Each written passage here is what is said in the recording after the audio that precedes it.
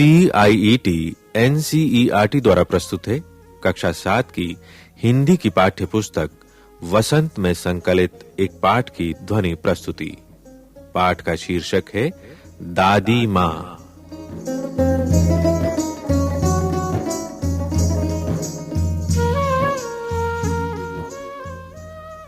कमजोरी ही है अपनी, पर सच तो यह है कि जरा सी कठिनाई पड़ते ही बीसों गर्मी, बरसात और वसंत देखने के बाद भी मेरा मन सदा नहीं तो प्रायः अनमना सा हो जाता है। मेरे शुभचिंतक मित्र मुंह पर मुझे प्रसन्न करने के लिए आने वाली छुट्टियों की सूचना देते हैं और पीठ पीछे मुझे कमजोर और जरा सी प्रतिकूलता से घबराने वाला कहकर मेरा मजाक उड़ाते हैं।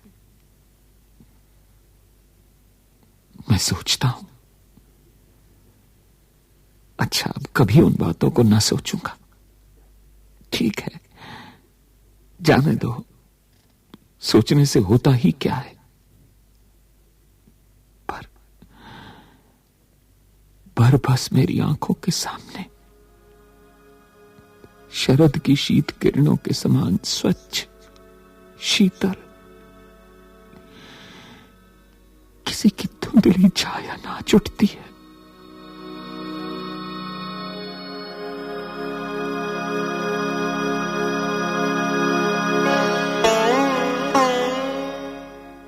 मुझे लगता है जैसे कुआर के दिन आ गए हैं।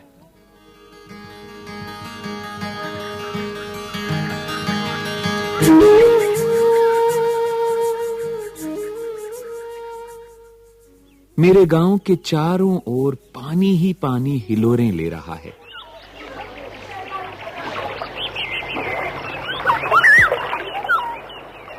दूर के सिवान से बहकर आए हुए मोथा और साई की अधगली घासें, घेऊर और वन प्याज की जड़ें तथा नाना प्रकार की बरसाती घासों के बीज सूरज की गर्मी में खौलते हुए पानी में सड़कर एक विचित्र गंध छोड़ रहे हैं।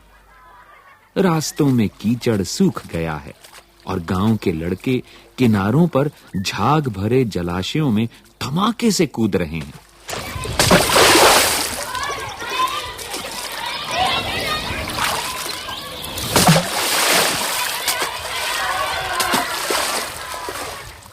अपने अपने मौसम की अपनी अपनी बातें होती हैं। आषाढ़ में आम और जामुन न मिले, चिंता नहीं। अगहन में चिवड़ा और गुड़ न मिले, दुख नहीं। चैत के दिनों में लाई के साथ गुड़ की पट्टी न मिले, अफसोस नहीं। पर क्वार के दिनों में इस गंधपूर्ण झाग भरे जल में कूदना न हो तो बड़ा बुरा मालूम होता है।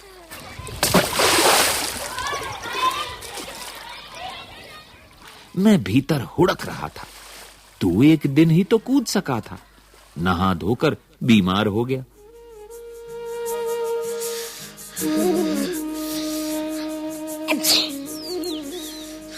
हल्की बीमारी न जाने क्यों मुझे अच्छी लगती है। थोड़ा थोड़ा ज्वर हो, सर में साधारण दर्द और खाने के लिए दिन भर नींबू और साबु। लेकिन इस बार ऐसी चीज नहीं थी। ज्वर जो चढ़ा तो चढ़ता ही गया।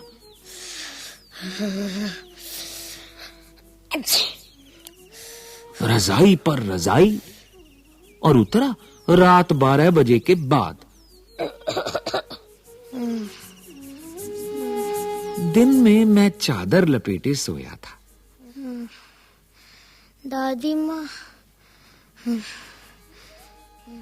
दादी माँ आई।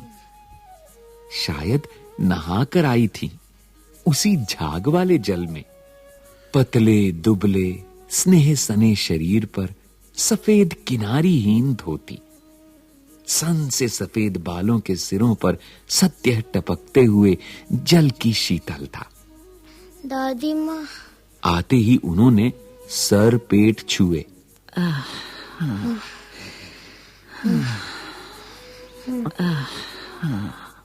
दादी माँ। आंचल की गांठ खोल किसी अदृश्य शक्तिधारी के चबूतरे की मिट्टी मुंह में डाली, माथे पर लगाई।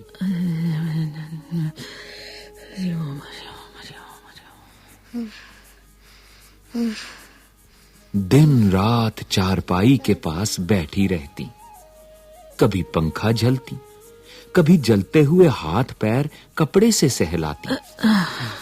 दादी माँ। सर पर दालचीनी का लेप करती और 20 बार छू छू कर ज्वर का अनुमान करती।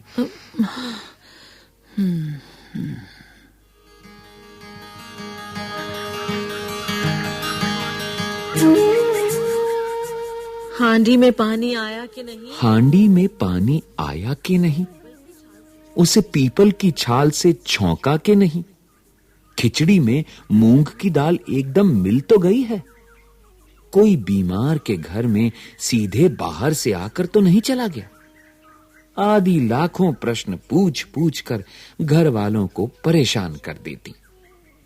दादी मां को गवई गांव की 50 किस्म की दवाओं के नाम याद थे। गांव में कोई बीमार होता, उसके पास पहुंचती और वहां भी वही काम, हाथ छूना, माथा छूना, पेट छूना, फिर भूत से लेकर मलेरिया, सरसाम, निमोनिया तक का अनुमान विश्वास के साथ सुनाती। महामारी और विषूचिका के दिनों में रोज सवेरे उठकर स्नान के बाद लवंग और गुड़ मिश्रित जलधार, गुग्गल और धूप, सफाई कोई उनसे सीख ले। दवा में देर होती, मिश्री या शहद खत्म हो जाता, चादर या गिलाफ नहीं बदले जाते तो वो जैसे पागल हो जाती। ओफो, एक काम भी इन लोगों से ठीक से नहीं होता। दवा में भी देर हो जाती है, मिश्री या शहद भी मैं ही देखूं, और देखो तो चादर और गिलाफ भी नहीं बदले। बुखार तो मुझे अब भी आता है। नौकर पानी दे जाता है, मैस महाराज अपने मन से पकाकर खिचड़ी या साबू, डॉक्टर साहब आकर नाड़ी देख जाते हैं और कुनैन मिक्सचर की शीशी की तिताई के डर से बुखार भाग भी जाता है। पर न जाने क्यों ऐसे बुखार को बुलाने का जी नहीं होता।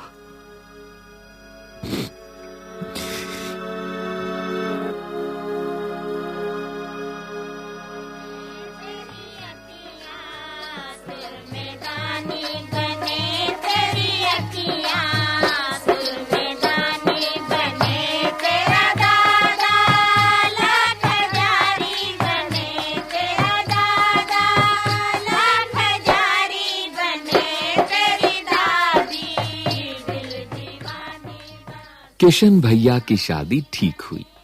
दादी मां के उत्साह और आनंद का क्या कहना। दिन भर गायब रहती, सारा घर जैसे उन्होंने सर पर उठा लिया हो। अरे देखो भाई, सब काम ठीक से होना चाहिए, अगर थोड़ी सी भी कमी रह गई ना तो देखना फिर तुम लोग। हाँ,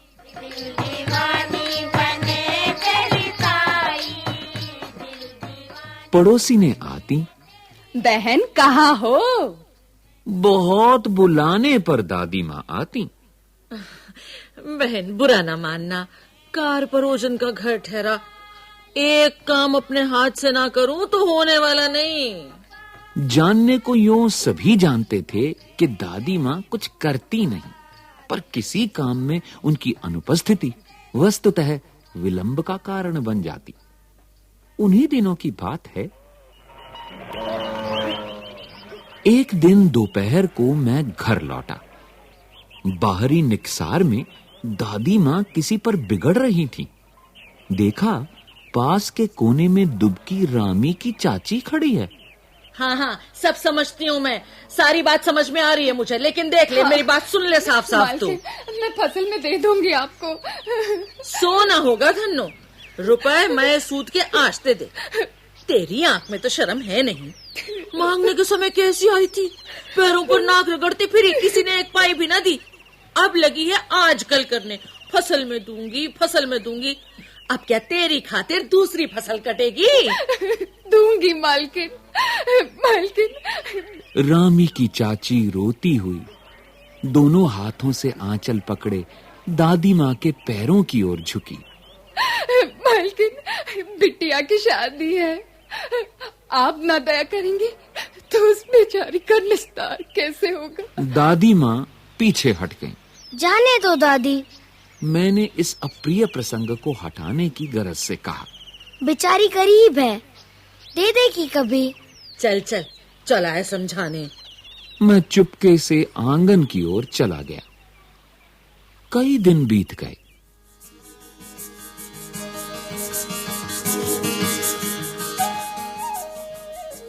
मैं इस प्रसंग को एकदम भूल सा गया।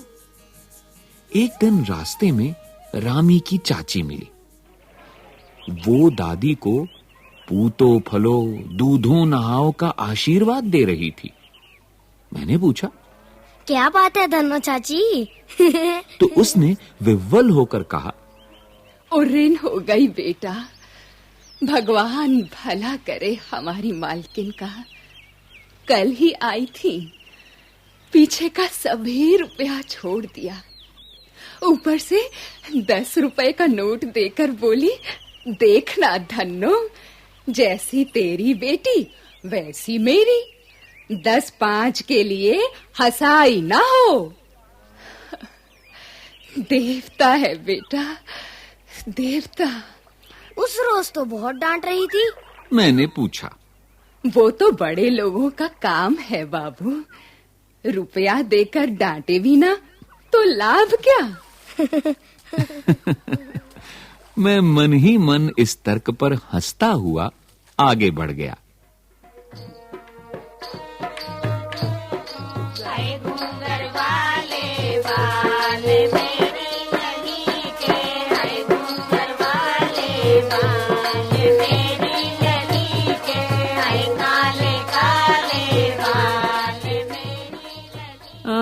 किशन के विवाह के दिनों की बात है।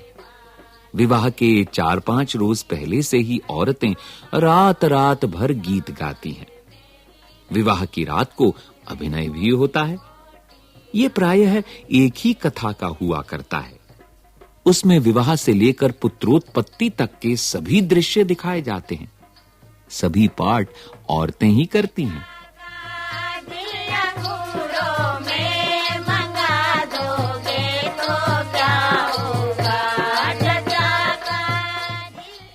मैं बीमार होने के कारण बारात में न जा सका। मेरा ममेरा भाई राघव दालान में सो रहा था।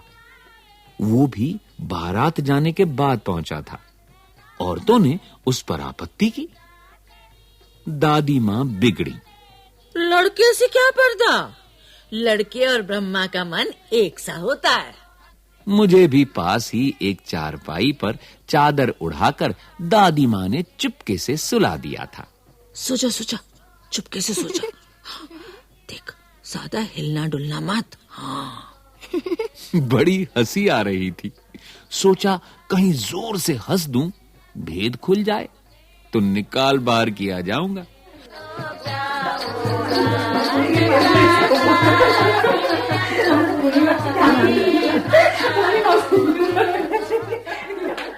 पर भाभी की बात पर हंसी रुक न सकी और भंडा फोड़ हो गया। देबू की मां ने चादर खींच ली। अरे अरे, ये क्या? कहो दादी, ये कौन बच्चा सोया है? अरे बेचारा रोता है शायद। दूध तो पिला दूं? अरे हट हट ना, दूर हो। हाँ, हाथापाई शुरू हुई। देख देख, तू इसे नहीं छू, बस हट जा, दूर हट। अरे अरे, ये क्या? दादी मां बिगड़ी। लड़के से क्यों लगती है?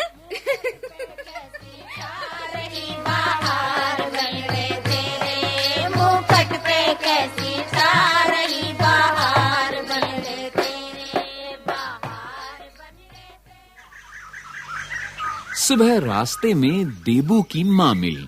कल वाला बच्चा। भाभी, अरे कल वाला बच्चा।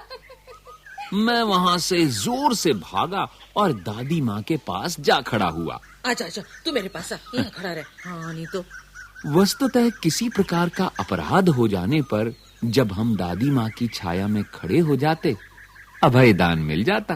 हाँ, किसी से डरने की जरूरत नहीं है, तू बस मेरे पास खड़ा रहे, ठीक है?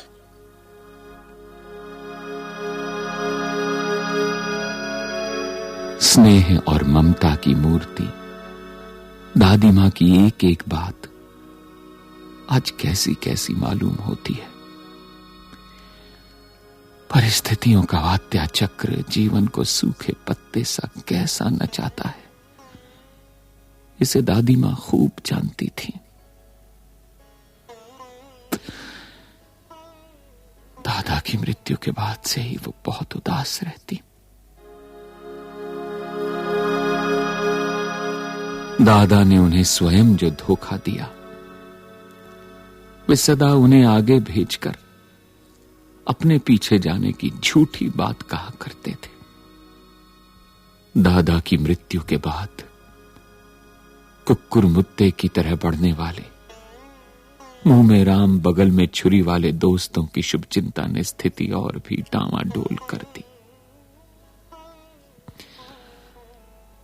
दादा के श्राद्ध में दादी मां के मना करने पर भी पिताजी ने जो अतुल संपत्ति व्यय की, वो घर की तो थी नहीं।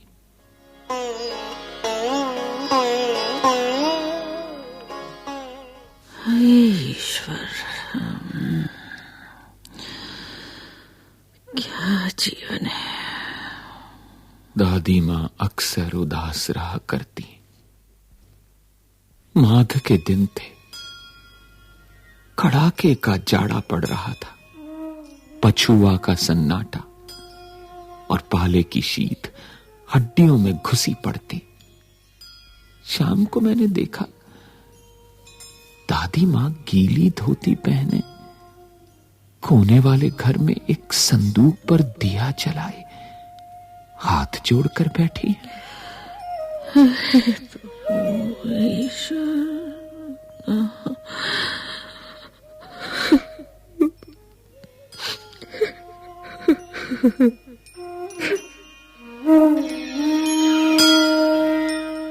उनकी स्नेह कातर आंखों में मैंने आंसू कभी नहीं देखे थे। मैं बहुत देर तक मन मारे उनके पास बैठा रहा। उन्होंने आंखें खोली। दादी माँ, मैंने धीरे से कहा, क्या है रे, तू यहाँ क्यों बैठा है? दादी माँ, एक बात पूछूं, बताओगी ना? मैंने उनकी स्नेहपूर्ण आंखों की ओर देखा। क्या है, पूछ। तुम रोती थी? दादी मां मुस्कुराई।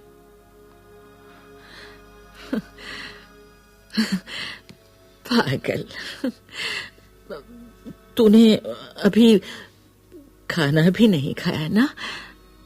चल चल, धोती तो बदल लो दादी माँ। मैंने कहा, मुझे सर्दी गर्मी नहीं लगती बेटा।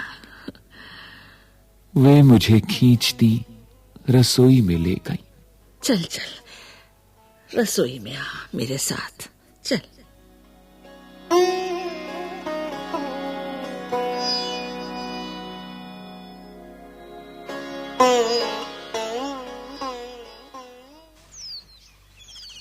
कैसे कहूं दादी से, कैसे? सुबह मैंने देखा चारपाई पर बैठे पिताजी और किशन भैया मन मारे कुछ सोच रहे हैं। दूसरा चारा ही क्या है? बाबू बोले, रुपया कोई देता नहीं, कितने के तो अभी पिछले भी बाकी हैं। वे रोने रोने से हो गए। रोता क्यों है रे? दादी माँ ने उनका माथा सहलाते हुए कहा, मैं तो अभी हूं ही।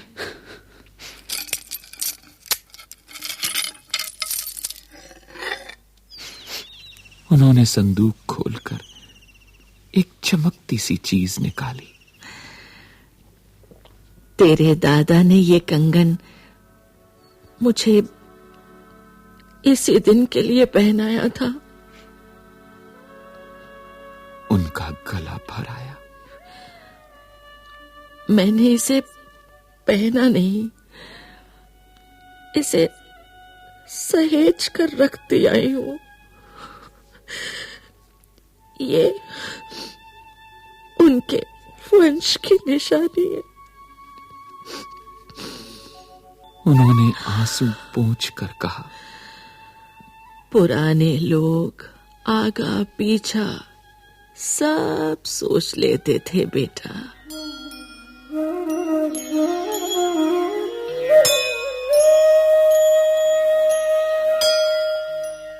सचमुच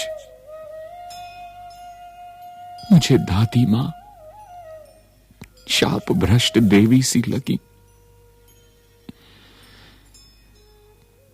धुंधली छाया विलीन हो गई।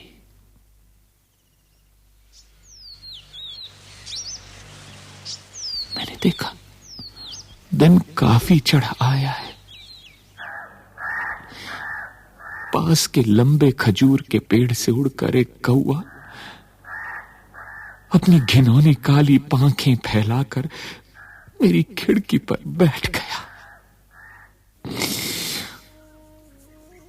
हाथ में अब भी किशन भैया का पत्र कांप रहा है।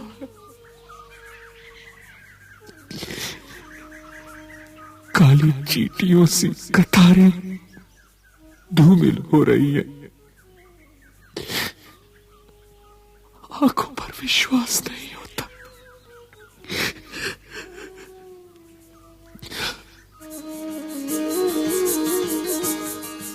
मन बार बार अपने से ही पूछ बैठता है, क्या सचमुच दादी मां नहीं रही?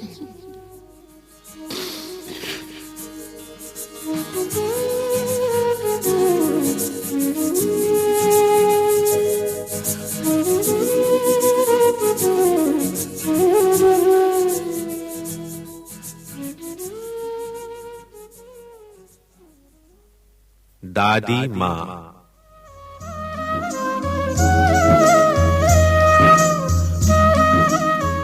अभी आप सुन रहे थे ये कार्यक्रम। विषय संयोजन प्रमोद कुमार दुबे, निर्माण संचालन प्रभुदयाल खट्टर, आलेख शिव प्रसाद सिंह, कलाकार सुचित्रा गुप्ता, बाबला कोचर, ममता मलकानी, सैयद सलीम असगर जैदी और बाल कलाकार अर्पित। तकनीकी नियंत्रण सतीश लाड़े, ध्वन्यांकन अमिता भट्टी और बटिलैंग लिंगदो, निर्माण सहयोग दाऊदयाल चतुर्वेदी तथा निर्माण एवं प्रस्तुति वंदना अरिमर्दन।